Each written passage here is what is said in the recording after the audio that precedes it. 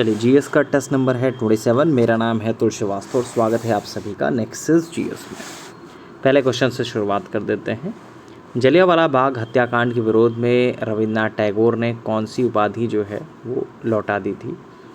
तो जलियांवाला बाग हत्याकांड जब हुआ था तो उसके विरोध में रविन्द्रनाथ टैगोर ने ब्रिटिश सरकार द्वारा प्रदान की गई नाइट की उपाधि लौटा दी थी। तो कौन सी उपाधि लौटाई थी? नाइटहुड की। जलियांवाला बाग हत्याकांड के विरोध में शंकर नायर ने क्या किया था? तो इन्होंने वायसराय की कार्यकारिणी से इस्तीफ़ा दे दिया था। तो इस हत्याकांड के विरोध में शंकर नायर ने वायसराय की कार्यकारिणी से इस्तीफ़ा दिया था। रविन्द्रनाथ टैगोर जी ने सर की उपाधि भी त्याग दी थी। और जलियांवाला बाग हत्याकांड की जांच हेतु ब्रिटिश सरकार ने हंटर कमीशन का गठन किया था। नेक्स्ट क्वेश्चन है, जलियांवाला बाग हत्याकांड की जांच के लिए ब्रिटिश सरकार ने किस आयोग का गठन किया था? अगला क्वेश्चन आ ही गया तो खैर, तो हंटर कमीशन का गठन किया था।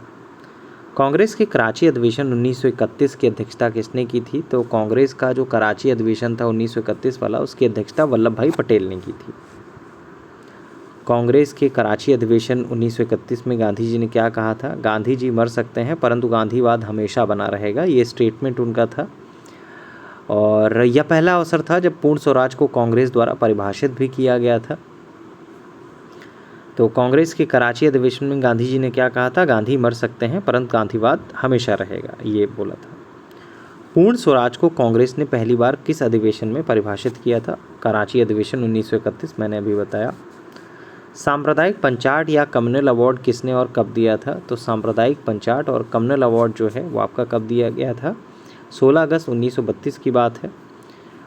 रैमजे मैकडॉनल्ड ने सांप्रदायिक पंचाट या पंचायत या कम्युनल अवार्ड कहा गया जिसे, इसके अंतर्गत प्रत्येक अल्पसंख्यक समुदाय के लिए विधानमंडल में कुछ सीटें आरक्षित कर दी गई, जिनका चुनाव जो है पृथक निर्वाचक मंडल द्वारा किया जाना था। तो मुसलमान और सिख पहले से ही अल्पसंख्यक माने जाते थे और इस नए कानून के अंतर्गत दलित वर्ग को भी अल्पसंख्यक मानकर हिंदुओं से अलग कर दिया गया।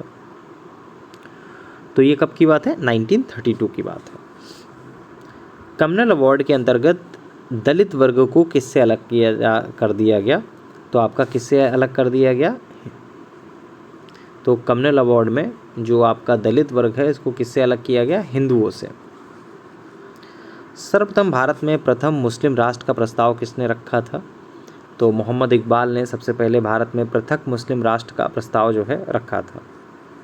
यूपीपीसीएस प्री 2025 के लिए नया बैच रनिंग है। अब इस बैच की सारी जानकारी हमारे व्हाट्सएप नंबर से प्राप्त कर सकते हैं 7080540001।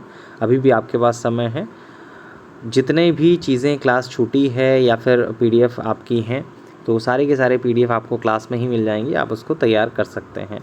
नेक्सस जीएस 2015 से चल रही है। अभी समीक्षा अधिकारी का रिजल्ट आया है, उसमें भी क्लास से बच्चों का सिलेक्शन हुआ है और सबसे हाईएस्ट जो रहे हैं 149 क्वेश्चन के साथ एक लोग टॉप पे रहे हैं अपनी क्लास से। और नेक्सस जीएस के फेसबुक पे बहुत सारे पेज अपलोड किए जाते हैं, nexus GS bye Atul sir. उन सब का पीडीएफ जो है आपका इस टेलीग्राम चैनल पर मिल जाएगा आपको। 20,000 प्लस बच्चे हैं पहले से ही। पाकिस्तान शब्द का सबसे पहले प्रयोग किसने किया था? तो पाकिस्तान शब्द का सबसे पहले प्रयोग जो किया था वो रहमत अली ने किया था। कथकली नृत्य किस राज्य से रिलेटेड है? तो कथकली जो नृत्य है वो आपका केरला से संबंधित है। कथकली नृत्य में किसका प्रयोग किया जाता है? तो मुखौटा नृत्य का प्रयोग किया जाता है, सेकेंड ऑप्शन होगा। 86वें संविधान संशोधन में कौन सा अधिकार मौलिक अधिकार बना दिया गया? तो शिक्षा के अधिकार को बना दिया गया था। 86वें संविधान संशोधन में कौन सा अधिकार मौलिक अधिकार बना? तो अभी मैंने बताया ही कि 86वें संविधान संशोधन में कौन सा बना? शिक्षा का अधिकार बना। शिक्षा का अधिकार किस आर्टिकल में जोड़ा गया? 21A में जोड़ा गया। बंदी बनाए गए व्यक्ति के मौलिक अधिकारों की रक्षा किस आर्टिकल से होती है? बहुत सिंपल है, आपको पता होना चाहिए, इसलिए इस क्वेश्चन को मैं लीव आउट कर रहा हूँ आप लोगों के लिए कि बंदी बनाए गए व्यक्ति के मौलिक अधिकारों की रक्षा किस आर्टिकल से होती है। और जब आंसर लिखिएगा तो पूरा लिखिएगा कि बंदी बनाए गए व्यक्ति के मौलिक अधिकारों की रक्षा किस आर्टिकल से होती है, ये कमेंट बॉक्स में आपको बताना है। हिंदू शब्द का प्रथम बार प्रयोग भारत की जनता के संदर्भ में किसने किया था? तो ये आपका अरबों ने किया था। भारतीय संविधान के आर्टिकल 25(2) खा में हिंदू शब्द में किन्हें शामिल किया गया है? तो बौद्ध, जैन और सिख को शामिल किया गया है। ओब्स्टमैन का भारतीय प्रतिमान क्या है? तो लोकपाल होता है ओब्स्टमैन का भारतीय प्रतिमान। लोकपाल की शुरुआत सबसे पहले किस देश में हुई थी? तो स्वीडन में सबसे पहले लोकपाल की शुरुआत हुई थी। भारत में सबसे पहले लोकायुक्त की स्थापना किस राज्य में हुई? तो महाराष्ट्र राज्य में हुई। मुझे लग रहा है 2018 के पेपर में ये क्वेश्चन पूछा भी गया था, 2018 का पीसीएस प्रीलिम्स में। संघ लोक सेवा आयोग के अध्यक्ष व सदस्यों को हटाने का प्रावधान किस आर्टिकल में दिया गया है? तो संघ लोक सेवा आयोग के अध्यक्ष व सदस्यों को हटाने का आर्टिकल जो है आर्टिकल 317 में इसके बारे में बातें हैं। भारत में पंचायती राज व्यवस्था का शिल्पी किसे कहा जाता है? तो भारत में पंचायती राज व्यवस्था का शिल्पी BR मेहता को कहा जाता है।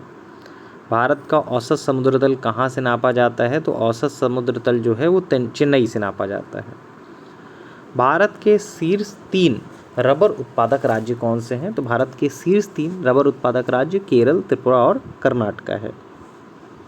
भूमध्य रेखा कितने देशों से होकर गुजरती है? तो भूमध्य रेखा जो है वो कितने देशों से होकर गुजरती है? 13 देशों से होकर गुजरती है। गरीबी हटाओ का नारा किस पंचवर्षीय योजना से जुड़ा था? तो गरीबी योजना का जो नारा है वो किस पंचवर्षीय योजना से जुड़ा हुआ था? यह आपका 5वीं योजना से जुड़ा हुआ था।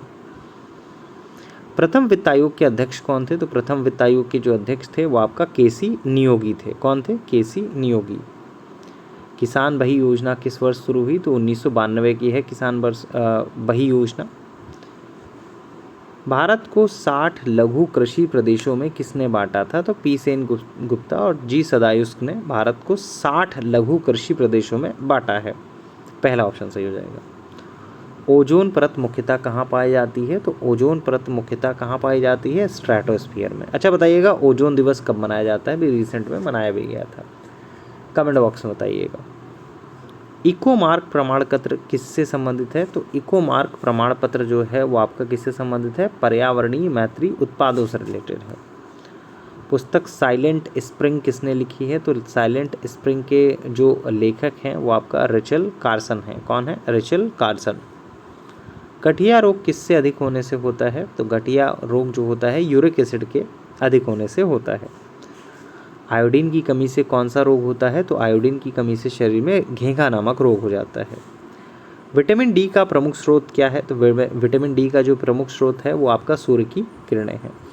देखिए जो पेड क्लासेस होती है उसमें इस तरह से इसका आंसर दे दिया जाता है हर एक क्वेश्चन का। उसके अलावा उसका मेन PDF भी दिया जाता है जिससे कि ज़्यादा से ज़्यादा आप चीज़ों को तैयार कर सकें। हर एक क्वेश्चन के बारे में डिटेलिंग आपको दी जाती है जिससे कि आप बहुत आसानी से उसको तैयार कर सकें। ठीक है, और यही इसका जो सबसे बड़ा यूज़ है कि जितना ज़्यादा आप डेली प्रैक्टिस करोगे आप रिज़ल्ट के उतने ज़्यादा क्लोज होते जाओगे। इस बार मेरिट हाई जाने का कारण यही है कि क्वेश्चन पेपर ठीक ठाक था, ऐसा था कि पढ़ा हुआ था तो लोगों ने बहुत अच्छा अटैम्प्ट किया और बहुत अच्छे से मार्क्स भी लोगों के आए हैं। अच्छे नंबर आए हैं लोगों के। 149 क्वेश्चन क्लास से ही सही है, किसी के 142 सही हैं, किसी का 135 क्वेश्चन सही है। तो कुल मिलाकर इस तरह के क्वेश्चंस जो हैं वो आपका सही हैं और उन्हीं के सही हैं जिन्होंने प्रैक्टिस बहुत ज़्यादा अच्छी की। तो जो प्रैक्टिस अच्छी करेगा उसका ही सिलेक्शन आपका एग्जामिनेशन में होगा। फिलहाल GS के टेस्ट नंबर 27 के लिए इतना ही। और हाँ, GS के जो आज 27 टेस्ट हो चुके हैं इसके पहले 26 टेस्ट और हुए हैं। तो नेक्सस GS का जो पब्लिक YouTube चैनल है उसमें एक प्लेलिस्ट बनी हुई है UP PCS प्री 2025 के नाम से। तो उसमें जो पिछले 26 टेस्ट हैं एक साथ आपको सारे के सारे मिल जाएंगे। बाकी फेसबुक पर अगर आप देख रहे हैं तो स्क्रॉल करेंगे नीचे जाएंगे आपको मिलेंगे। चलिए फिलहाल के लिए इतना ही। Thank you so much.